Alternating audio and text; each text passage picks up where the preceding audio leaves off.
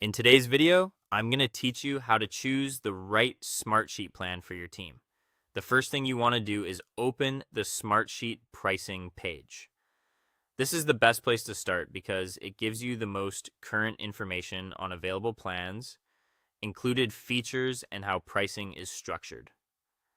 Since software plans can change over time, checking the official pricing page helps you avoid making a decision based on outdated details. Once you're there, focus specifically on the plans that support multiple users. If you're selecting a plan for a team, this is important right away because not every option is designed for collaboration at the same level. You want to narrow your attention to plans that make sense for a group rather than an individual user. So you're only comparing options that can realistically support your workflow. Next, compare the features that matter most for teamwork. Pay close attention to sharing settings, permission controls, automation, and dashboards. Sharing features help determine how easily your team can collaborate on sheets and reports.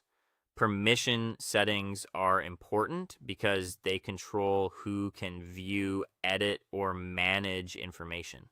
Automation can save a lot of time by reducing repetitive work, and dashboards can help your team track progress and key data in one place. As you review each plan, think about which of these features are essential for the way your team works day to day. You should also check whether a minimum number of users is listed for any plan. This matters because some team-oriented plans may require you to purchase a certain number of seats.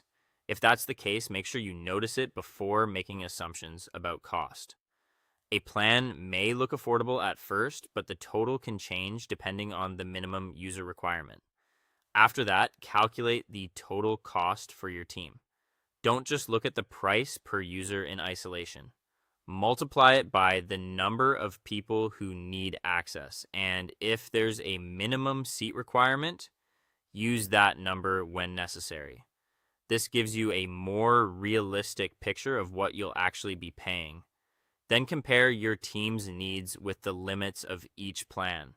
Think about how many people need access, what level of collaboration is required, and whether your team depends on advanced automation or dashboard visibility. The goal is to find the best fit, not just the lowest price. Finally, choose the plan that supports your team workflow. The right choice should match both your budget and the way your team collaborates, so you can move forward with confidence and avoid needing to switch plans too soon.